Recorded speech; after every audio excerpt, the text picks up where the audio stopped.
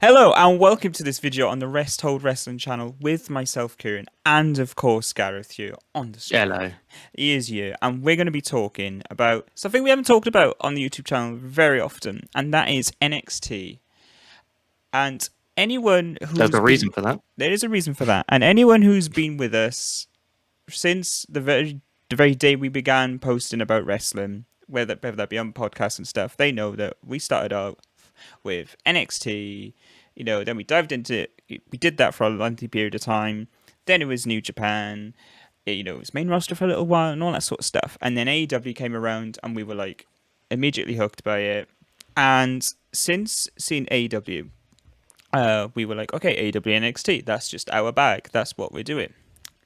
And then as time moved on throughout this year, I'd say past WrestleMania, if I remember correctly. Like, not to say that we Yeah. stopped, but there was definitely lack of enthusiasm behind NXT as a product. Yeah. And it came to the culmination, I want to say, halfway through the year, that we decided. At least I remember saying to you, like, I'm not doing NXT. I just can't. It's a chore. Yeah. Yeah. It's a chore. Yeah. Um, and I'm not going to speak too much on your end, but as far as I'm aware, you did keep up to date with it, despite us not chatting about it. But then eventually, you somewhat gave up on it in a way as well. If you I want to still like expand on that. yeah, I mean it's through Twitter now. Like I did keep watching it up until Takeover 31 and I wasn't watching every week necessarily in full episodes, but on BT Sport, which is what we have in the UK. They do this highlights thing, so I throw that on, which is like 40 minutes, and sometimes I wouldn't even watch it. It would just be on whilst I was doing something else, and then if something interesting came on, I'd stop doing that and then watch.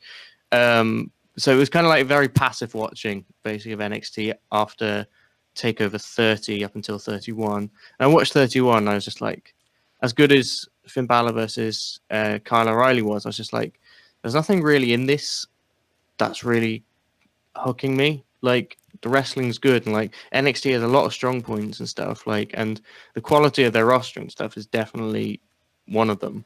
Um, their women's division is probably, in terms of talent, um, the best women's division outside of like all women companies in Japan or whatever. And even then, it gives them a run for their money. Um, and the men's division, you've just got like genuinely some of the best in the world. And some of them are just left there, like floundering, doing nothing. Like Champa, back in, I remember thinking, I can't remember when it was. It was after his loss to Karrion Cross. I don't know if that was like April. No, it was later than April. It was like May, June kind of time when he lost to Karrion Cross. I remember sitting there thinking, "Oh, this is so good. They've got this story." Because when Champa initially returned, they had the whole War Games push, and then he got a title shot. I was like, "Oh, this is all very forced," and it's just like, yeah, Champa's back, and he's just going to go straight into back into the title picture. I was like, "Oh, that's a bit forced." Like when Roman Reigns came back from his cancer, he did a whole year of kind of working throughout the company and working his way back up to the title picture, so that when he won that title at WrestleMania, which obviously didn't end up happening but was supposed to, um, like it was kind of earned, and everyone then was on board in the lead up to that. Everyone wanted to see that by that point, and I thought, oh, they're going to do the same thing with Ciampa, basically. He's had this initial return, it's all gone terribly, and now he's at rock bottom, and now it's going to be a climb back to the top. And then it wasn't even long. I think it was like August, might have been September. Ciampa posted a thing on Instagram saying that creative haven't got anything for him, and I was just like, you've just got a guy that everyone wants to see regain that title that he never lost. You've turned him babyface, and it's actually working, because that's something I never thought would be able to happen, or successfully. But it's actually working, and I was thinking, imagine this: we got like Moxley on one show, Ciampa on the other, two really good badass baby faces. This is going to be such a great time. And then creative have nothing for him, and then he turns heel randomly, in a not in a great way either. It wasn't like some kind of huge main event level push in NXT. It was on a cruiserweight guy who was like a mid carder in the cruiserweight division, and I was just like, oh, this is not good. And that's kind of when I was just like, when you compare that lack of just, it's easy to tell that story with Ciampa in terms of the comeback, And you compare that to what AEW are doing, it's just like, or New Japan or whoever else is out there. I was just like, there's just not very much left in this company for me, because every time I think, another example from this year was Bianca Belair, where I was just like, they're going to do something here. This is great. Even though I didn't think they were going to throw her in the triple threat to make it a triple threat at WrestleMania, I never thought they'd do that, because it's just WrestleMania is a bigger thing and she's not quite that level of a star yet. I was like, and then when Charlotte won, I was like, this is great. Bianca Belair, they've already set up the feud for Belair to take it off Charlotte, and that's how you make a star out of her. And they just took her to the main roster, and I was just like, you can never really take NXT away from the wider company that it is. And the more this year's gone on, the more it's kind of slipped into that company being on TV and stuff. And that's just that's where I've got with it, is where I've just been like, you kind of just keep letting me down. You never pay anything off that I think you're doing, and then anything you do pay off just isn't that good. And so I've kind of just given up on it, really. But I've kept up to date via Twitter mostly. Whenever there's a good match, I might check it out if there's people I'm interested in, but I'm not particularly invested, let's say. That was a long-winded answer. Yeah, no, but it's very much a good sort of introduction as to why you left it. You know, like you just didn't bother watching it on a weekly basis, and it just gives a good explanation why. Especially the two examples that you provided. There's countless other examples and other booking decisions. And you know, like at the end of the day, that's not to say, although we're not saying this, but that just to touch on this point, it's not to say that, you know, it's something like AEW is perfect, because it's not. It's far from it. And it's not like everything NXT are doing is bad. No. The Undisputed Era and Pat McAfee feud throughout this year has definitely been the highlight. And that's been really, really good. And it's like the fact they've managed to do that with a guy, I mean, you have to give credit to Pat McAfee and his dedication, and also how good he's managed to just slide into it. But yeah, I mean, even when I wasn't watching properly, I was like asking questions on Twitter, like, this doesn't quite make sense. And then someone would explain it, and I look into it, and it was like, they've actually told this story really well. And then the payoff was really good. And it's just like, there you go. You can do it. You just, most of the time, you just don't. Yeah. So it goes without saying, before we dive into this video, which is going to be all about how can NXT entice us back in 2021. It does make sense to sort of say we don't watch it on a weekly basis, obviously, because this is about us being enticed back. So maybe they've worked on a couple of things. We don't watch it, so we're not going to see the little details that maybe people don't talk about on Twitter. Maybe some random person winning the North American Championship took all the spotlight, and maybe something really good happened beneath. You know, on social media and stuff that we're just not aware of. So, you know, just those little instances, I will say, I do listen to a podcast that covers NXT, because I like them, and I listen to them. So that's kind of another way how I stay up to date. Doesn't mean I've necessarily seen it for myself. Things that they say might not be true. They might get things wrong, you know, like everyone does. But so yeah, I'd say like I'm up to date on what's going on. I just don't watch it myself, so to claim that my opinion is all knowing would be ridiculous. I mean, it's ridiculous anyway.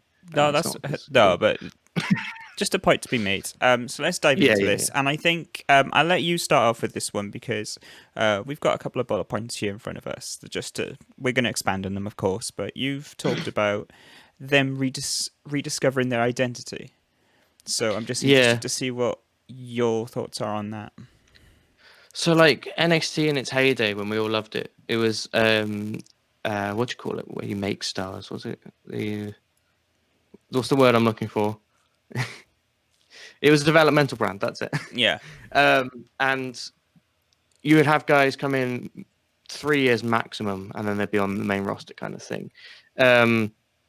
And I think Adam Cole debuted in 2017. It feels like he's been there for like a decade, but because NXT is actually still a very young brand, like all the history that's there, it's like people have very fast runs to the top compared to what you get on main roster. So it was always super like fun to watch, because there was always someone new coming in. There was always someone leaving, but that would open up a gap and someone would step up. Whereas now that they've moved to TV, they've got to actually maintain themselves as a brand. Guys like Gargano, Ciampa, Adam Cole, guys who have built this brand. I mean, even more than it already was when they came in. Um, they've got to either, well, they don't have to, but they've stuck around, and that's not a bad thing because they're really, really talented. And every other promotion has shown that, you know, if you have a star that spans a decade, for example, that you can do that really well. You know, you can do it really badly, like they kind of did with John Cena. In terms of just he always had the title, and it's just like, oh, come on, give someone else a go. But you can do it really well, and you just have to keep finding new things for them to do and stuff, and whatever that may be. But NXT haven't managed to do that. Undisputed Era, since they lost their titles, have been fairly aimless. Like the tag, in terms of the tag team stuff, they just keep passing the titles back and forth, and nothing really ever matters. Adam Cole, the Pat McAfee feud has kind of helped with this and stuff. But in terms of Adam Cole and where I think of him as a wrestler, I'm like, what's your direction? Where are you actually going? What's going on here? So like, and again, I spoke about Ciampa earlier. Gargano is one that they've really managed to find a new place for, and that's something I'll give him credit on. He's doing the best character work of his career for sure. And now he's got a title. If he just holds that for a long time and just has really great matches, which he will do, that's a great spot for him to be in. But basically, they used to be a developmental brand where things were constantly happening, things were constantly moving. They've got to discover their identity in terms of what they're going to become, because at the moment it just feels like a random wrestling show. And like, I was speaking to someone on Twitter about this. I can't remember their name, but they're saying like NXT just needs to be a brand where it's built around the wrestling, but not not to the point where it's literally just wrestling, kind of like it is at the moment for large parts. We'll get into some of the things, but things like, you know, you need to keep the booking logical. You need to spruce it up with characters, but at its core, it can basically be the brand of great wrestling. And I think that's probably what they can do, because then they don't have the brain power to become the storytelling brand in wrestling. I think, you know, when you look at what New Japan's done in the last few years, and you look at how AEW's begun, I don't think AEW, I don't think there's anyone in NXT where I'm like, I think you're on that level. I don't really think Triple H or Shawn Michaels know what they're doing in that realm. So yeah, it's just about like, I would say, finding that unique selling point rather than just being black and gold, Slipknot, Poppy. That's all I think. I don't even think of the wrestlers. I just think of Slipknot. So yeah, that's kind of what I mean by that. And it's just a bit like, oh, come on, give us something. And again, I know, because I know like NXT fans will be like, oh no, dude, there's this, there's that. There are a few examples of things that they've done really, really well. But that's the kind of things. So things like Johnny Gargano, it's a simple character, but it's different from the rest of what they got on the roster for the most part. Apart from Cameron Grimes is kind of similar, but they do different things. But it basically, you build it around his wrestling, and then you just weave the character into like some logical booking, and it's good and can sometimes be great. You know, part of the problem with Gargano was the fact they had a really long rivalry with Damian Priest that just never ended. But besides that, you know, that's the kind of thing I'd like to see them building it around, basically. That's an interesting point. I would never have thought that, really. But it is definitely, it is lacking its own unique selling point in that regard. And I think when people look at NXT in its heyday in terms of takeovers, they always thought of just incredible wrestling, whether that be a multi-man match, you know, and it was like a ladder match or something ridiculous, or maybe it was a tag team match in this given occasion with unique stipulation, or a stellar women's match in this particular event. I mean, we all think of takeovers as like these phenomenal moments of wrestling history of just like how stellar they Yeah. are from top to bottom, and they've lost that this year, especially. Yeah. So I I, think I yeah, think they've blown a lot of stuff on TV trying to get ratings, and I think they'll find that yeah, it was like NXT was never a perfect or amazing TV show. It was 1 hour where you were guaranteed one very good match. You wouldn't always see the champion every week because there's only 1 hour and stuff. There would sometimes be 1 week where, you know, if it was Finn Balor was the champion, maybe he'd have like a pre-recorded promo, but you wouldn't see him necessarily in the ring or anything. That was when they were all taped and stuff. Like, what NXT was so good at was building to these really great matches and kind of thinking, wow, I never thought it would be that good. You know, things like Gargano versus Andrade, the build wasn't necessarily all that amazing. Okay, on TV you probably do want to have a better build than they had there, but ultimately the point is like those takeovers were always so great, and ultimately the hype that we've had for AEW is usually, oh man, like it's always the best stuff is always in the run up to the pay per view. The run up to Revolution and All Out was so good, Hmm. and all the hype and all the ratings that were won on that were based off the fact that people were tuning in because they were going to watch the pay per view because they're excited for that, and they didn't want to miss what happened in the build up, whatever. It wasn't necessarily our biggest match ever being blown on TV, and still losing in the demo because no one actually cares ultimately. I mean, that's kind of why NXT became. And yeah, I think part of rediscovering that identity is rebuilding that takeover brand. Because as much as the shows haven't been bad, the investment leading into them, I think on the latest one they had Cameron Grimes versus Dexter Loomis, which we'd already seen like twice or something. And it's just like nobody wants to see this. Why is this on a takeover? You never would have got that like 2 or 3 years ago. So No, yeah, that and takeover I brand is rem- definitely a big part of it.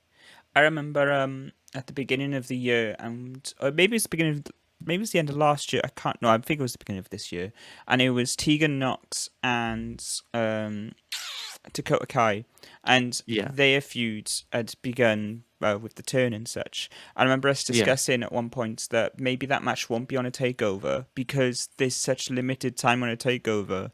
You know, yeah, it was implying that the takeovers they had the best stuff. They had the cream of the crop stuff, you know, yeah. and then you could allow stuff like the Dakota Kai and Tegan Knox stuff to be the main event of your weekly shows and such. Mm. You know, that just goes to show, like at least what I was thinking was at the beginning of that time.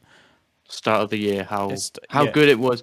That build up to Revolution and Takeover, I think it was Portland. hmm. That kind of time in wrestling was probably the best because it was before the pandemic, and we had all these great things going on AEW, and so much good stuff happening on NXT to the point where we were discussing maybe that shouldn't even be on a takeover because there was so much other good stuff happening at that time. And yeah, I mean, part of that will be crowds and stuff, but also at the same time, NXT's creative is just taking an absolute nosedive. Like AEW have managed to keep the same amount of hype and praise more or less as they had then. There was a little bit more then because, particularly because that build up to that pay per view was so good. But like in terms of their creative and stuff, that's kept the like critical praise, the fans invested and stuff. And NXT still, it is improving, but like because like it was so bad in like around in your house kind of time, and that up until Cross winning the championship, there was like only a couple of good things on the show. But yeah, Yeah, no, definitely, I think like keep those takeovers to like 5 matches, and if you want to have big stuff on TV, just build big TV feuds.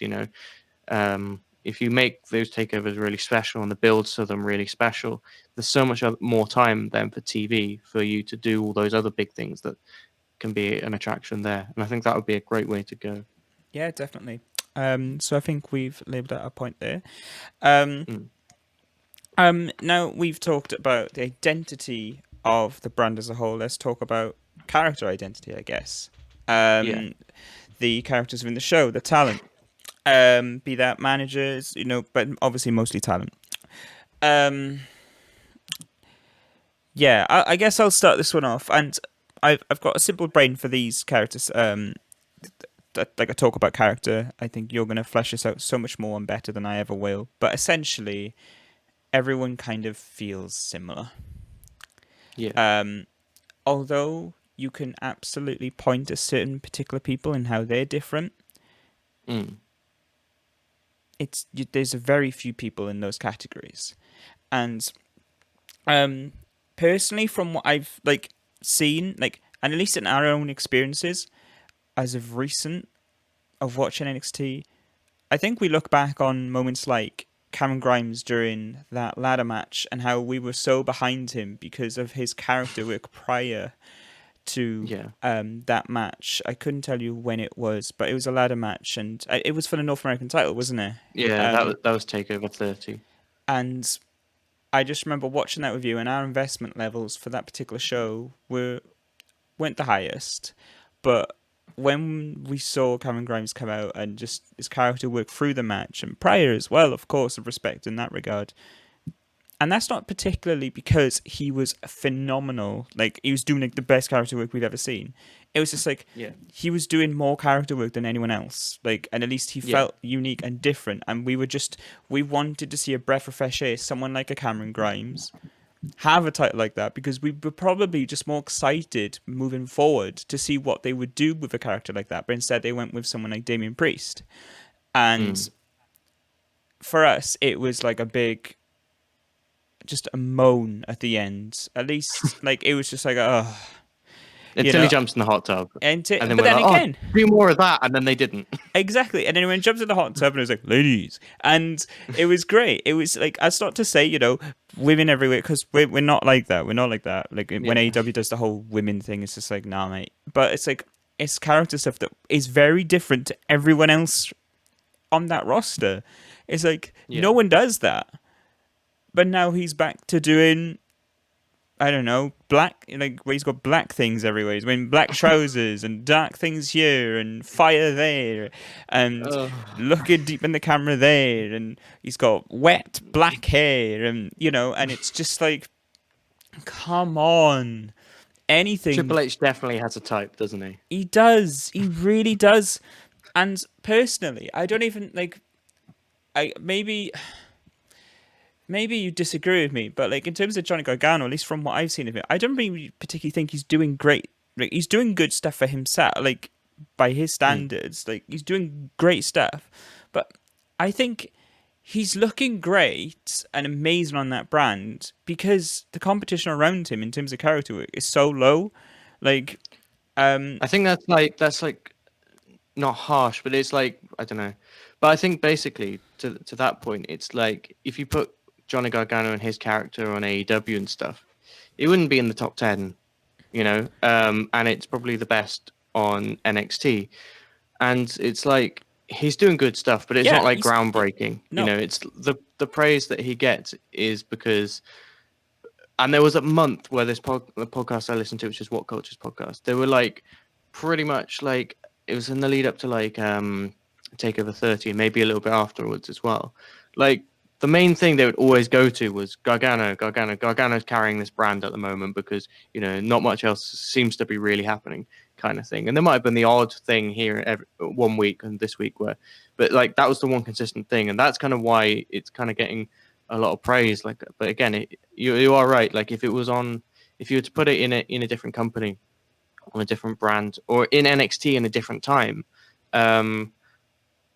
it would be, yeah, this is good, but it wouldn't stand out so much, And the reason guys like Cameron Grimes and Gargano stand out is because a lot of the other guys are the same. I watched Kyle O'Reilly versus Pete Dunne last night, and it was an amazing match. But I was just like, this isn't going to entice me back because it's just two blokes hitting each other, and that's all NXT is a lot of the time. And on New Year's Evil now, they're going to do Balor versus Kyle O'Reilly again. The story of that whole feud has been two blokes basically beating crap out of each other, and they're just like, we're going to wear black and punch each other. And then they're doing Karrion Kross versus Damian Priest, which is basically the same thing. And it's just like, in isolation, one of those matches, this kind of stuff is okay here and there.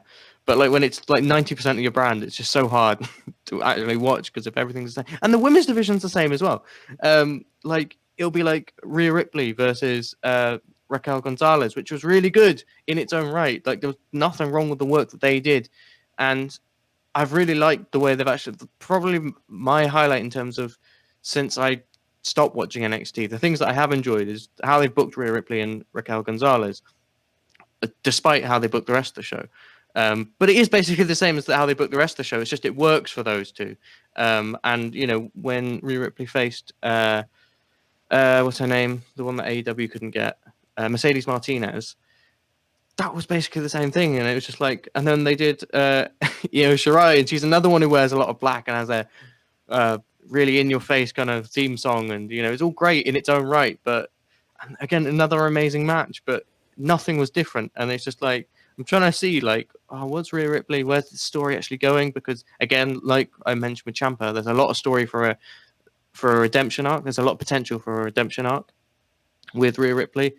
And I was just like, I'm trying to see where this is going, but she seemed to just be doing the same things again and again, but just stacking up the wins. And then she lost to Io Shirai, and I was just like, I don't know, like this is just like people who haven't really got much to them, no real character depth. They just kind of like, oh, I'm big and I'm gonna whack you, and that's like, again, that's okay. Like Lance Archer on AEW works, because he's Lance Archer. If everyone was Lance Archer, it wouldn't work, and that's kind of what NXT is basically. Yeah, it just lacks any sort of character substance, really. That's all it is. And Basically. it, like for the most part, and so when you do Yeah, see a little bit of it, that tends to shine, which okay, it's great for that particular person, but as a whole brand, mm. you can't rely on that. And Yeah, yeah, so that's just another little, I say little thing, a huge thing, because of course these are characters that are meant to be carrying you an hour and a half every week, and yeah, including your odd 2.5 hour pay-per-view there and there. So, yeah. and if you can't get them right, like, I don't know, I just don't know. But it's okay. So we talked about how the problem with that, like how we're asking them how to entice us back. So how do they fix it?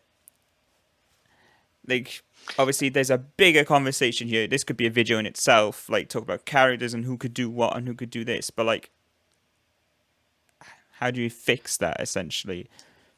I think it's just making people into real people, giving them a little bit of identity. And probably how you do it is by going to the wrestler themselves and saying, okay, so what do you want to do? What's your idea? And I imagine they do this more than they do on the main roster.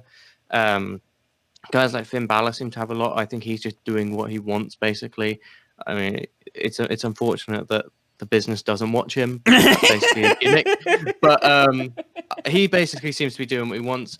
Like, I'm sure with the whole Gargano thing, they kind of just said, we need to change it up now. What are you thinking? He just thought, I'll just become a slimy heel, which we have seen loads and loads and loads of times in the past. But it kind of, it's working. I think they just need to do that more. Like, and then also they need to find, like, when you see something like the performances Kyle O'Reilly's had, the babyface performances, you need to just be like, we're gonna run with this now and actually push properly. And I'm not convinced that, like, he's had some big things. Obviously, the big match with Finn Balor, he won. He got the winning pin in War Games. He's just beaten Pete Dunne. He's gonna have another title shot. He's not gonna win, but that's the problem. Part of the problem. But like, in terms of his actual character, like the performances he's doing, everything he's being asked to do is incredible. In terms of his actual character, like, he's this really funny, charismatic guy, and you don't see it enough on NXT TV. Why is that not being brought out? There was a time where we were seeing this really great stuff from Undisputed Era, where it was all funny and stuff, and it was earlier this year, and it kind of took a back seat for this kind of Pat McAfee feud and stuff, and they became super serious guys again. It's just like, just allow, like, Kyle O'Reilly is one of the most likable people in the industry. Just allow him to be likable, and so that's kind of like one example. But like, basically, just find what people are actually like, what they're actually good at, and go on that. Because, like, again, it comes back to the Damian Priest example. Yes, he can do this kind of, ooh, I'm intense and I wear black and I have a loud song, but I stare a lot. But like, the things that me and you have gravitated towards is when he was jumping in the hot tub, and like, he seemed to have a real good natural charisma for that. So let that happen. Like on AEW, even if a guy is a serious, person, like Brody Lee's the perfect example. He'll still do like comedic stuff here and there because ultimately he's just a guy, and even like badasses can be funny at times. Yeah. So it's just like, and then Cameron Grimes is another example. I think they've just gone way too far in one direction. They've just made him a complete gimmick rather than a character. Mm. When he was starting out, I was like, I really like this guy because he's funny. He's so easy to hate. He was kind of like him and MJF. We're like, oh, they could be really built into these two really big, hateable but funny heels. MJF does it so well where he can keep himself serious, but he can be hilarious at the same time, and he can just be an absolute dick. And Cameron Grimes was going in that direction, and then they just took it completely back. They stripped it back, and were like, "You're a comedy character," and it's just like, let him have a bit of depth. Come on. So I've given a few examples there, but I could go on and on and on. Like Io Shirai, great champion in terms of in the ring and stuff. Everything she does in the ring is amazing. I saw her, I just couldn't care less about her. And it's just like, Rhea Ripley, let her show some vulnerability once in a while. She's a human being. She's not just I'm going to fucking hit you. She's not just that, so let her show. And again, they did this at one point where she was going to face Charlotte and she was walking around the stadium and she was kind of breaking down. It's like, I'm seeing behind just the facade of, we're seeing, how much this means to her and all that. And when she lost, we should have seen that kind of her break, and we didn't. And it's just like the same with Ciampa when he was at his rock bottom. They just took him off TV instead of having him come out and allow people to be vulnerable. You see how well it's worked for like Hangman Page and how people are responding to him with his vulnerability and stuff. And there's other examples of that on AEW as well. Allow people to be weak at times. People have to have a low point in their story, So it's annoying me just going because I can think of so many more examples, but I'm conscious of time. But basically, that just allow the characters to be human beings, basically. Yeah, there are a couple of other points here, but they're very much minor points compared to the two we've talked about. Except regarding the tag division, which we will jump on now, given that we've dived into that. I think you've done it so well, better than I ever could. I'm just ranting this video. Oh no, so but like, it's great. It's honestly great. But yeah, so as I briefly mentioned, the tag division, bit of a weird one. This, because on the opposite end, on the competition on a Wednesday night, you have, it's not even arguably, it's the best tag team division on the planet, without a shadow of a doubt. So NXT's, and they've got vice versa in this regard because of course women's division, tag division, you could say either for either one, because of course like AEW's women's division is of course it's not booked well whatsoever, and they haven't fleshed out in terms of the talent that they've got either. Like the talent isn't up to that sort of level. Like of course there are some people, but we'll get into that in another video. But there are some phenomenal people, but there's just not enough of it. With NXT, let's talk about tag division. They've got some phenomenal tag teams at their disposal, but not enough of them to branch out and create a very well-defined, very entertaining tag division on a weekly basis. You've got Logan and Birch. You've got, to be honest, I'd struggle to even give you a few. Obviously, you've got Undisputed Era. But obviously, go on. Grizzled Young Veterans. Only Lorcan, Danny Burch. Yeah. You've got the what's it called? Santos Escobar is their leader. I forget the name of the team. And you got Fandango and Tyler Breeze. So you do have like quite a lot of teams, not necessarily all like elite level, but like AEW have shown you don't need to necessarily do that. Obviously, maybe for a takeover, you want two really good teams. But for TV, Breezango, for example, are really good in ring. And this is another one, Breezango. This is the one that pissed me off the most. I remember we were talking a while ago. Because we were sitting here this time last year thinking they need to fix their tag division. They've got the Dusty Cup coming up. Let's see them do some stuff. And they did some good stuff in there, and they just killed it all. But like Breezango, we've been saying this for so long since they returned. Basically, it's just been like, these are two of the funniest guys. Like they've shown it, and they continue to show it on NXT. It's not like they've lost it or anything. But like then they tried to make them this super serious team who were like in it for the titles and only for the titles and stuff. Like again, that can be an aim for them and stuff, but they can do other stuff as well. Killian Dane and Drake Maverick's a team as well. Like I'm not really interested in it, but that's another one. So they do have like some teams there. They've got enough to have a division and stuff. And the one thing I really want in like a division is like some structure. So if I see two guys having a match, I can kind of be, this guy's kind of championship caliber, this guy's further down, he's for the future kind of thing. And, if you look at AEW, they're doing a lot of stuff where they're focusing on the future tag teams at the moment. Presumably, we'll get to this on our AEW video, but presumably because I think they're saving the bigger tag teams for next year. But, when you see a team like Top Flight, it's like, oh, I can really invest in this because even though they're not going to win necessarily, this is a team that I know for the next 10, 15 years I'll be watching, hopefully. And seeing do good. So I'm interested. And when they show a little bit of something, I'm like, oh, that's cool. I like that. Whereas in NXT, their tag team division is so they've got the teams, but it's so thin that like when a team shows something, it's like, well, they must be championship contenders now because no one else is, Yeah. you know. And it's not like they have the teams there, enough people there to be able to do something.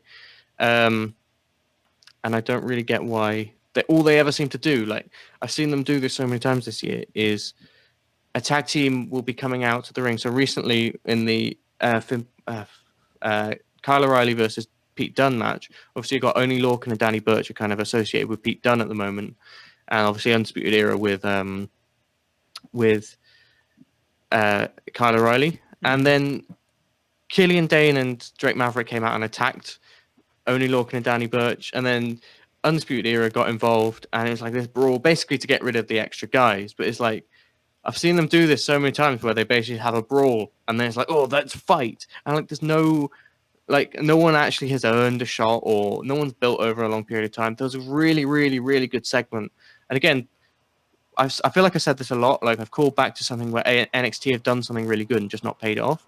There was a really good segment earlier in the year with Oney Lorcan and Danny Burch where they sat down over a pint of water in like an Irish pub somewhere in America. And they were like, Danny Burch was like, right, look, me and you, we've got this connection, right? Because we're just hard bastards. Yeah, we're going to get them. We need to get to the titles. Yeah. And then Oney Lorcan basically said the same thing. And it's like, cool, you're hard bastards. There's loads of them on NXT, but that's fine because that is genuinely what their characters should be. Oney Lorcan, has a lot of potential for some more comedy in there, which I wish they would dive into. But generally speaking, that's what they should be. And so I was like, okay, now we're going to see them on this climb to the championships. And I think they had a match here and there, and then they kind of just got a title shot, and then they were there, and it's just like, oh, how can I really invest in this? And then like they lost it, and then Pat McAfee eventually ended up helping them win the titles. And it's like, how can I really invest in any of this when it's just kind of stuff happening rather than like, again, they sat down, they outlined their intentions. It was fairly expositional, but I didn't mind it because I was seeing something from these two characters because I really like them as a team. Like in ring, I've seen them have so many good matches. Oney Lorcan's hot tag is one of the best in the business, but like they're just not fitting them right. And I'm just there like, just allow them to actually just be a team who work their way up the division. But unfortunately, it's like because you've only got one person in the way of you, you beat them and then you got a title shot, and it's just a bit like, oh, okay. Like when you saw John Moxley's run to the title, he beat so many guys, and then he had to go through all of the inner circle to get there. I'm not saying necessarily you drag it out that long, but I was just like, just give it some structure. Well, yeah, there was direction, and I think we all knew where that direction was heading, and that's fine. That's fine. Yeah. Something being obvious doesn't necessarily mean it's a bad thing at all, because if it's obvious, that means that you've laid the groundwork for it. Yeah. And having groundwork for something is the basis of telling the story. Like, I don't, Yeah, no, yeah. Like a lot of the time, predictable stories are predictable because they're good. But like even with that John Moxley thing, I was still sat there because at the time I didn't want Jericho's reign to end because it was actually he was just so good as a champion. I was sat there like maybe Moxley loses this one, he wins it a little bit further down the line, and if they'd done that, we wouldn't have got this Moxley title reign, but we would have got the title reign eventually because then he would have won it further down the line. Probably not the right thing to do, but it was a way you could have gone. So even if you do build a team up, you can knock them down. This is another problem NXT have. They'll build someone up, knock them down, and they're just left. Like Dakota Kai was built up for a title shot, got knocked down, and now she's just been middle of the card doing not much. Raquel Gonzalez has been a bigger star than her, and it's like once you build someone up, unless the point to knocking them down is that they hit rock bottom, don't just then leave them to wallow. Give them something new, and so it's just like that's another thing that's really frustrating in NXT and in the tag division especially, because people get built up for a title shot, and if they don't win, they get knocked down and they do nothing until they want to do the next title shot, basically. And it's all about title shot. There's nothing else to it. Just fighting. Yeah, and I think that's why we were particularly excited at one point for Dakota Kai and Tegan Knox because it was a character oriented story Yeah. of two people, you know, injuries, frustration, you know, amongst many other things, rather than just purely a title. And then Yeah. even in that particular instance that I mentioned there, we got very frustrated because during the match that didn't play out in such a Yeah. way. Because it was about getting a win and then leaving and then saying, "Ha, I got a win," rather than actually beating the crap of someone who beat the crap out of you Yeah. and tried to damage your leg yet again, you know, and stuff like this. You know, Yeah. it's have. I think NXT needs to maybe understand that you could do just as much with characters at their low point as much as their high point. Like if Yeah. um so if like you say if they've fallen down, then take potential from that because at the Mm. end of the day, like what we're talking about, what this all comes down to in terms of character is us feeling for a particular character, us getting behind particular characters, and you don't Mm. necessarily get behind people who just win things and just continually win things. Yeah. You naturally get behind people because of the journey of the struggles that got them to a particular place in the first place, and that's why John Moxley worked so well going to that particular championship win because we Mm. saw he had, yes, he got a car and all these variety of things, and it was all very jokey in some parts, but there was a struggle there, and Yeah. they really worked in there with that struggle. Um, Also, go on. on that point, you've put a little note in our notes thing, which I think is a good place to bring it in here. A lot of the time in NXT, you see the heels be the one who do something. So in that Dakota Kai example, Dakota Kai turned on Tegan Knox, and then Dakota Kai was the one who took the initiative to get the initial win in the big match at Takeover, and all these things. And Tegan Knox was just kind of left there. And afterwards, I was just like, I just don't care about you anymore because you're doing nothing, basically. Whereas, again, to go with that John Moxley example, which is kind of unfair because he's probably the best babyface we've seen in American wrestling in a long time. Hmm. But we're going to go with it. You know, he had a goal, he went for it. He wasn't afraid to say that it was his goal. He wasn't afraid to fail. And if he had failed, it would have been fine because you could have found a story to make that work. Um, and but he went for it and nothing was getting in his way. And again, things can get in your way, things can distract you and stuff, so someone can turn on you, or you know, someone can be an obstacle to overcome. But like ultimately, Dakota Kai and Tegan Knox, like eventually Dakota Kai kind of just found herself beating some of the lower card women on NXT after that. And then it was like, oh yeah, she's put together a few wins over 5 weeks where she's beaten a few nobodies. And again, AEW have done this as well. Yeah, And definitely. then, but like, and then she beat a couple of people, then she won a 4-way or something like that, and then she had a title shot. And it was just like, it didn't really feel like she'd earned it. And it was like, okay, she's a heel, so she doesn't necessarily have to. But like, she was just kind of like coasting more than anything.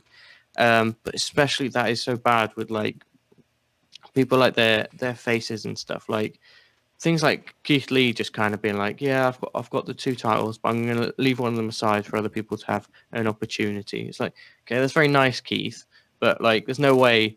I would have rather if John Moxley won two titles, he'd be like, I'm defending both of these in different matches every night. Blah blah blah. Blah. You know, maybe not that extreme, but you know, and it's these kind of things like characters just kind of do what's convenient for the company's direction rather than the company thinking, okay, how do we not get in that position in the first place and just make something good out of this situation? Or it's about having like a point to your story, and a lot of the time NXT doesn't have a point to their story. It's just Tegan Knox won this time, Dakota Kai won this time. You know, we move on, we go. It's like that doesn't really give me anything to care about, basically.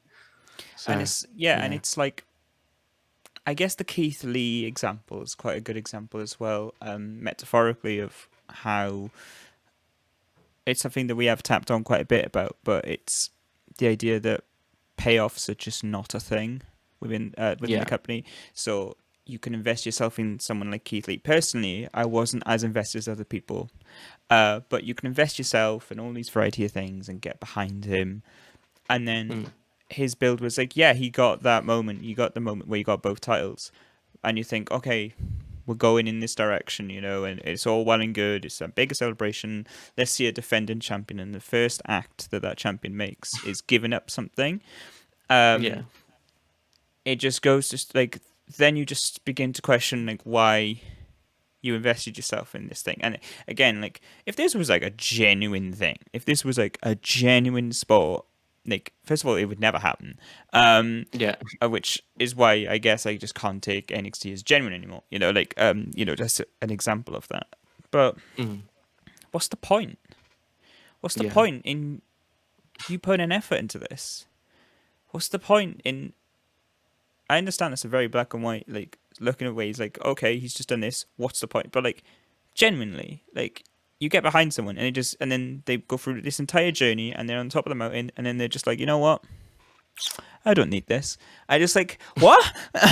I got behind you this entire way, right? You've made through everything. You've done everything. Like, although the journey's been a bit, like it's been decent, but you haven't really Yeah. struggled all that much. But that's all well and good. Like you got Don't there think in the end. Keith Lee struggled at any point. Like I hated it. so like you got there in the end, and that's great. Okay, that's fantastic. But then even when you're there, the very next week, it's just like, oh yeah, like all of that stuff now. It's just we'll just drop this because it's for the benefit of the company, and it's just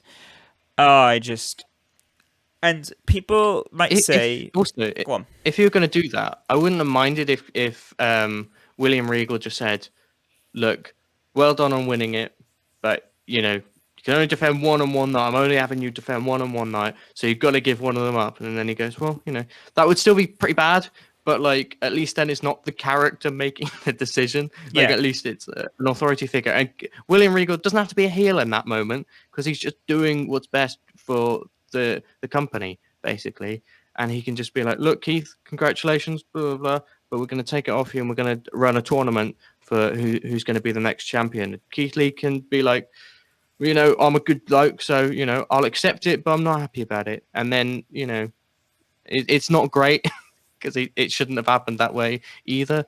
But like at least it's not the champion. Or hell, like, nah, don't want this. It buries the title as well. It's so stupid. Oh hell, like what you talk about vulnerability, and we haven't seen Keith Lee struggle. Have him lose it the next week. Have him maybe it's someone like an Undisputed Era where there's so many people involved that the numbers overwhelm him and such and such.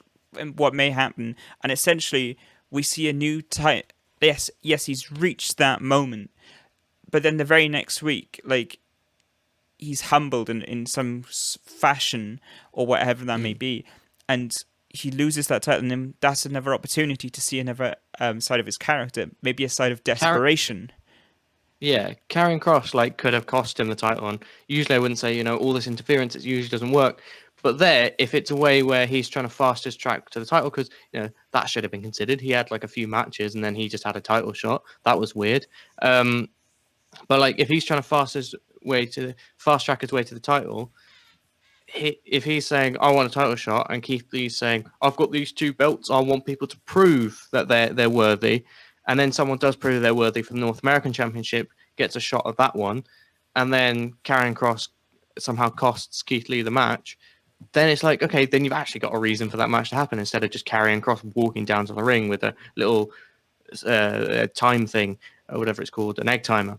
And then be like, I've won 4 matches, now I'm the champion. But whatever. But I think we have rambled on a lot now. Yeah. No, that's cool.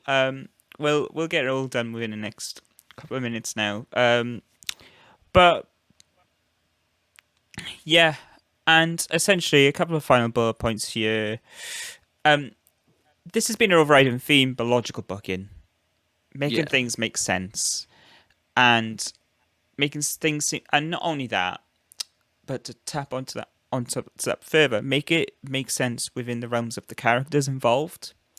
Now, maybe it's rich of me to say that straight after saying something like Keith Lee, saying how no one would ever do that, and then people say, well, Keith Lee, he's a lovely guy, he does the best for the business and stuff, he does the best for the company that's made him in some capacity, that's very much a character So you could make an argument to say that's very much a character But move equally, to he's make. just a fighting champion as well. So why wouldn't he fight Exactly. for it? Yeah. But like again, you could make the argument, but like I would Yeah, personally not. I'm just acknowledging it. yeah, But it's making it make sense all within the realms of the character and the universe that they're trying to create. So, for example, you made a wonderful point as well. Karen Cross, he basically walked through to the title.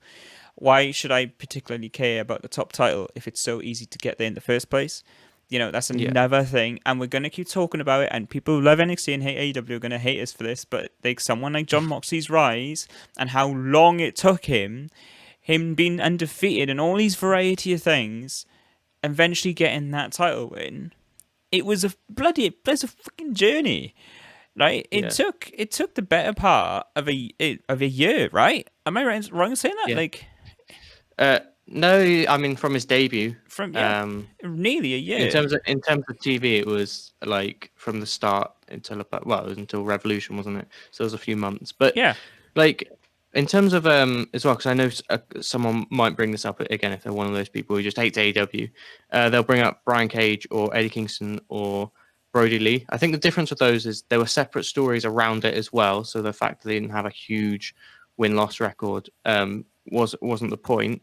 And they also lost, so it wasn't super easy to necessarily get to the title. They had a shot, they lost. There were like flaws within there, but ultimately I kind of let them go because the Eddie Kingston Moxley story was so good that you could justify it. Brian Cage won an opportunity on his debut because he's such a fucking monster that it's justified. Brody Lee did it. I mean, it was right at the start of the pandemic, so number one, you have to give him a bit of slack because I imagine that wasn't their initial plan. No. But also, again, he attacked John Moxley, made it personal, and so it kind of worked from that perspective as well. I just want to put that in there because I knew someone would like raise it. And that's not but that's not to say like when we bring up these points from AEW, it's not to say like AEW is great, NXT's not. It's just like because the thing is like AEW can learn from themselves, like in like oh well you did this thing here, now you've done this thing right now, like AEW now, like. Yeah. Like you could, you've done this. You could do it better. Like blah blah blah blah blah. Like, and in NXT's case, they are in a bit of a rough patch, at least in my opinion. So it's just examples there and there, and maybe you could draw parallels within NXT's history as well. But then it always felt with the NXT title like it was fairly easy to get that shot. Like, whereas. Yeah, like winning it was a different thing. Yeah, but either way, but that's enough. That's like a very minor thing of the grander point of logical booking, and that's just things just generally making sense within the realms of characters that you have involved. That's all. Like things like why would someone particularly do that, and all it's you often ask yourself that question when watching the show as a whole. And to be honest, like talk about logical booking. Classic example previously mentioned, we talked about it. It's a very easy feud to talk about where the issues lie, and that is Tegan Nox Dakota Kai, because like the matches, like you had a phenomenal angle in that War Games match. Like honestly, in terms of women's wrestling, one of the top angle like people will remember that. It was fantastic, and it was great for both women as well, because it's not like they were doing great things beforehand. That really like raised their stock, and getting people to be aware of them more so of. But again, within the matches themselves, you got like the story heading in was these women can't get their hands off one another now because of the the feud that was brewing between them, the way in which they just want to beat each other to a pulp.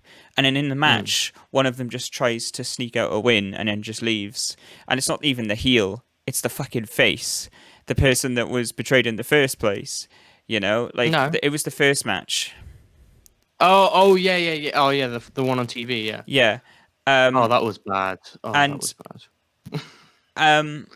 Yeah, and so you just, again, logical booking. It makes no sense for someone who's just been beaten to a pulp, who was taken like the opportunity to face in a War Games match, and actually, who's motivated to get a win. All these variety of things completely ripped away from him by one of her best friends, the person that she's been with in terms of story now, injuries, dealing with it together, having a deep personal connection with. That was the story they were riding with, and she just in the match where she gets the opportunity to get her revenge on that particular person. Now, mate, just I'll just get a little win there, I'll just. And then, if I remember rightly, she snuck the win in, and Raquel Gonzalez walked in then as if to attack Tegan Nox, and Tegan Nox just laughed and walked off, like with a smirk on her face. I was just like, this makes no sense in regards to the characters, in regards to where they're going. It makes no sense. No sense. I was so annoyed, and then people were just like, "Oh, I love Tegan Nox, all these things." I was just like, "Don't get me wrong, right? Tegan Nox, like Welsh girl, I'm Welsh myself, all that stuff, and absolutely think she's incredible. But her character's so shit. Her thinking, it's not her fault, is it? The character, the dumbest character. And that's not the person herself. That's the way she'd be booked. The talent herself is absolutely phenomenal. And this is why it angers me, because she could be so much more than she currently is. I'd love to see her in like AEW or something. Because she's one who's been really mistreated, but and she's such a likable... either way, logical. No logic. And then, on a very minor point that I added here as well, something that I remember, at least fondly, of NXT as well, and something that I think AEW has done quite a bit of recently as well, which is really cool. I've really appreciated it. But it's making the company as a whole a living, breathing thing. And what I'm talking about here is, at least what I've written here, is creativity within segments, making the things happen spontaneously, and not just... Again, you could easily spin that point of just to say, I want shit just to happen and not have any logic to it. It's not so much that. It's like, let things be a living, breathing thing in terms of, it doesn't always have to be in that ring. It doesn't always. I struggle to see why characters would come to work, like in this particular place, and they're all backstage, but no, the only time they're going to interact, despite, maybe one person's pissed off with the other person, but nah, they're going to wait until this very opportune moment, at this very given time within the show, at this very, to then go see them and do something about something. It's like, that doesn't make... Although that's fine for the most part, this is an opportunity to make something a bit more of a living, breathing thing, and that you feel as if it's a part, a grander universe, something that you just don't just expect, but it makes sense within the context, whether that was Undisputed Era and Ciampa going backstage, and it was all one shot, I think. It was all one camera going around. I remember a particular point. I think it was Ciampa and Gargano, and Gargano was in an office and chatting to a camera, and then Ciampa was at the ring. He knew where Gargano was, so he just went over and walked over to him, and then they had a bit of a rapport. I was just like, those little instances there, just it just informs you of that it feels a bit more real, which is something that I think wrestling is missing of. I hate to sound like Jim Ross or Jim Cornette and all these things, but any effort to make this feel like a more living, real, breathing thing is gonna help. It's never going to take away from the product as a whole, because at the end of the day, we all know it's fucking shit. Not fucking shit, sorry. It's all... the kayfabe side of things is just gone. We're all perfectly aware, of course. Yeah. But any efforts to be away with that, that's really appreciated. And I just think these little moments I look back on really fondly. And obviously AEW have done that quite a bit as well recently, when Kenny Omega come out and he'll take the title and then he'll walk past and then there's Tony Khan just there. Just like, what are you doing? Yeah, and then exactly, and then you see all the backstage staff and medical and everything just complain to Kenny Omega as he's walking through and at a taxi and everything, or whether it was with the Young Bucks at that one given occasion when it was Hangman and he lost the title, and and it just made you more aware of it just felt, it gave a sense of realness to it all, I guess. So, and it's very minor. It's just a minor. I just think a bit more of that is always really appreciated. And we've reached the hour mark, nearly. We have. Well, I was just on the end of that. The one thing that NXT does always do, and this is the thing, you got to be creative with these things, because if it's just you always do the same thing, people always get attacked in the car park. Yeah, it's never anywhere else. So it's like, if you're always getting attacked in the car park, why would you go in the car park, get out of your car and sprint inside? Because once you're in your dressing room, you're safe. The great thing about that Ciampa thing, the one you mentioned where it was all one shot and then he put him through the table and stuff,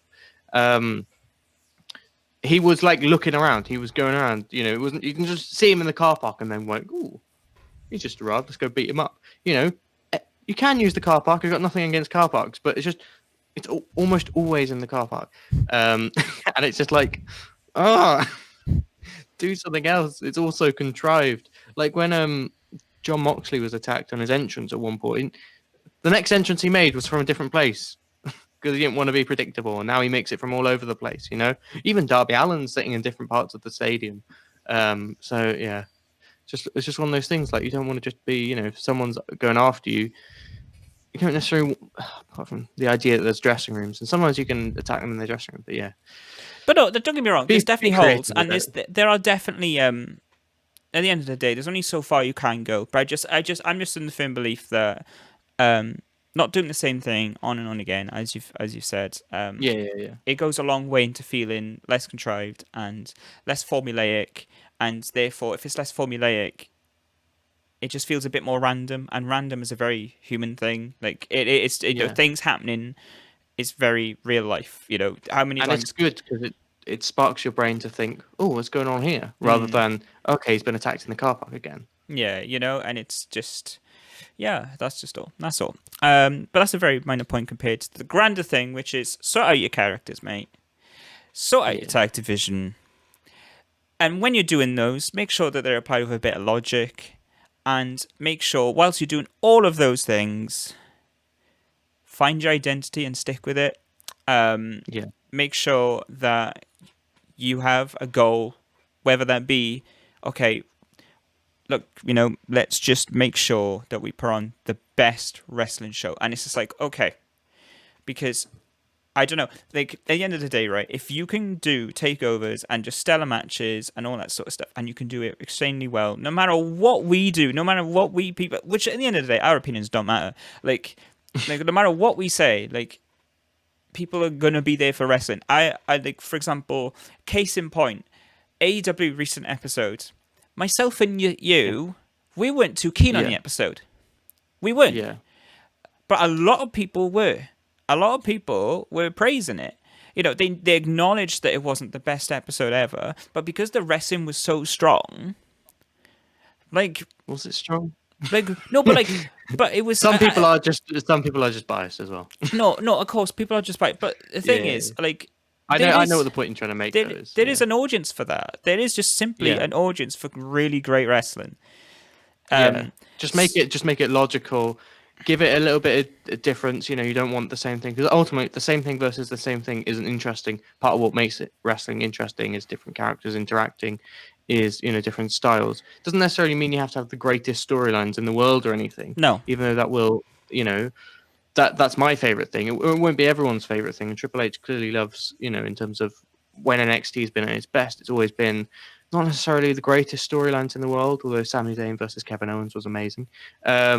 But it was very simple. It was always logical, pushing forward. It seemed like it had a direction, had a point, and it was always incredible. Whereas now you're not even guaranteed the incredible every time. So hell, like, honestly, like, they could go in a completely different region with AW. In regards to, like, for example, with AW, we've talked about length and taking things the scenic route a lot of the time. With NXT, you could literally just think to yourself, like, for example, like, I know this is a bit out there example, but I just watched Mandalorian, right? And something that I really appreciate with that, I know, but something I really appreciate with that is how to the point it is. Was Sasha Banks's DDT? Yeah. Oh, mate, incredible. But like, no, but like, I just really appreciate how to the point it is, how quick it is, how every episode just feels like it has a direction and it's moving forward, and that's it. Like, there's no fluff, there's nothing. We're not looking for the little character details there and there. Everything just makes sense. Yes, is it breaking is it doing anything different? Is it? No, of course not. But I tell you, like, it's creating memorable moments, and it's doing it well, and it's doing it quick, and it's doing it relatively simply, and that was fine. And that was NXT in its heyday. Like, that was that. It was just to the point. It was very short. We had an hour long of TV, which was decent to great on a weekly basis, and then you had a very short to the point. And I tell you what, like, that's something that I think can really compete with AEW. Like, if you really hone in on that, because they are go for the different audience. Don't try and do the same thing. Yeah, like, and yes, us two with who have just been poking us stories and everything, we can go as much as we like. But I'm telling you, people would appreciate that more. But this is Yeah. about us. This is about us. Us selfish too. So On, if on you that go on, on that point you made about the Mandalorian, it's kind of like if that's the example you're giving for like NXT or something like that, something which can be more fast paced. You've got Breaking Bad on the other side, and you can have both. And that's good, and that's ultimately best for the fans to watch two different things. But, sometimes I want to watch Breaking Bad, sometimes I want to watch Friends or something. mm. And there's just so much variety in the world that you just find what you're good at and just be good at it. Yeah, because at the end of the day, you've made a clear point. And I agree with you. NXT has shown, at least, that in terms of actual storytelling, it struggles. In terms of actual long-term, meaningful storytelling, They it don't has have the brain power for it. no, like, Triple H and Shawn Michaels are idiots in and terms no, of no, story. In terms of no, but storytelling, like, I'm not going to go to but that level. they do know how to do certain things really well because we've seen it in small batches. Just do that all the time. But but the thing is, like, when we talk about things with NXT, we never talk about, oh, do you remember when this story was particularly great and how it took forever to get it? A lot of the time, it's kind of main roster, but taking the best bits of main roster, like, in a way, like Yeah, the moments. and having way better wrestling. Yeah, it's just Like having the moments of. Champa versus Gargano wasn't a great story. It was two guys who Champa wanted to get one up on Gargano. He wanted to progress in his career, so he turned on him, and then Gargano didn't like that, so they fought about it 3 times. And it was really good because it was what it needed to be. It wasn't this super deep thing like, say, Hangman versus Omega is, where you're like, oh my god, Hangman's actually really insecure about all this stuff. And actually, you can see a lot of insecurity in Omega, but he's just uh, he's got the confidence and he knows himself more. He's more matured, It's more so accomplished that as he well. can, yeah, so that he can go with it. Ciampa Mm. versus Gargano wasn't that, but like you will find people once this Hangman Omega thing is done, that you will find people who will say, "Nah, Ciampa versus Gargano was a better rivalry because the matches were better," or something like that. And the matches might even be better. We haven't got to the big match with Omega and Hangman. It won't be, but but like you will find those people, and those are the people you want to target. You don't necessarily want to target people because like NXT moving to USA was done to stop people from watching AEW. But people who want to watch AEW have been wanting to watch a company like AEW for a long time. They're not going to leave, Mm. and that is about 700,000 people. There's about 300,000 people who are kind of watching a bit more casually, who prefer AEW at the moment. But if NXT really honed in on it, when NXT and AEW were first starting their clashes, it wasn't until like the build up to Revolution where I was like, oh, maybe AEW is better, and it wasn't until after Revolution where I was like, AEW is better. NXT was the better company for like the first few months of those things, or the better brand in terms of what they were putting on. But they just run away from it, trying to counterbook and trying to do all this stuff, trying to do things that they're just not good at, and they just need to get back to what they're good at, Yeah, basically. yeah. I think that's what I think. Yeah, to finalize this point, what NXT should do, right? What it should do, right, just look at For us. themselves, look at what they're good at, look at their talent, look at what they're naturally good at, and just run with it. And just run with that. And the things that they've shown that they know they're good at. They can put on stellar takeovers, they can put on stellar matches, they can do simplistic storytelling, they can sometimes make things make sense. They've definitely shown that they can do that, so do that as well. They've shown they can be creative with segments, so please continue on with that. And there was at one point they had a really stellar tag division, and they were putting out really fantastic tag matches back in the day. And even Mm. then, they didn't have the best tag division. Like, it's just the division that they had and the talent that It they was a had. few teams. Yeah, Yeah, yeah. they just booked them really well. And they booked them really well, and they allowed them to have stellar matches. So Yeah, that's it. That's just purely it. yeah. Just do what you rather than just all this shit. Just if you're good at something, run with it. Like just like right. Oh, it's just yeah. By the way, thank you very much for joining us on this long-winded chat about NXT. It is something that we ramble on about, and it's something that we're fairly passionate about because at the end of the day, right? Although it comes across like we just like, want to crap on it, it's not so much that we're we're AEW fanboys, even though we are. It's not coming from that position. It's coming from the position of, look, at the end of the day, if NXT ups their game in some way, AEW is going to up their game. And if AEW ups their game, NXT is going to up their game even more. And all it feels like... At least they should. Yeah, at least they should. Like, and it just drives for both companies further into a more positive direction. At the end of the day, right, I couldn't give two craps about preferring one company over the other. Because at the end of the day, on a Wednesday, it seems like 1,400,000 people, on average, watch two quality wrestling shows, for the most part. Like, and that rivals Raw now. Like, like you could say AEW versus Raw. I just think now Wednesday versus Raw, Wednesday versus SmackDown, because like they're good wrestling versus shit wrestling. Yeah, like pretty much, And I just think, look, at the end of the day, like I don't really. I also think it's like them trying to do similar things just doesn't make sense. Them going on similar days never really made all that much sense. It was always just running with what made sense for your company and your brand as a whole, and just going with that. Where we were always anti booking. We were never a big fan of NXT putting on a big show for the sake of a big show, just to compete with AEW show, which they've been building for months, and NXT has only been building for a couple of weeks. We just never were a big fan of that. Just run with what you have, and just do it well. That's all it comes back to. And at the end of the day, we're all going to be winners for it. So this doesn't come from a place of hating NXT. This comes from a place of wanting to watch NXT again, and enjoying it. That's all it comes down to. So thank you very much for joining us and on this little rant. And of course, I mean, if you're still with us, of course, because it's been a long little bit of a chat. But if you think we've missed something, because there are bigger stuff. There's much more than something we haven't talked about. And maybe, I don't know, maybe you are watching NXT and there's just little nagging things that you wish they'd improve. Let us know on that as well. Or maybe you're like us and you've taken a step back from NXT because of this major plaguing issue. Like, let us know of that as well. You can expect another video, be that in the near future, wherever it may be. And we're going to be talking about how AEW can improve for 2021. So one's not perfect, like in this situation. There are definitely things that you can elaborate on and criticize and talk about with both promotions. So I just want to make that point clear. We're not hating. We're not haters. Right. We just want to like it again. Yeah. Yeah. So with that being said, thank you very much for joining us. And again, we'll see you soon. Thank you very much. Bye-bye.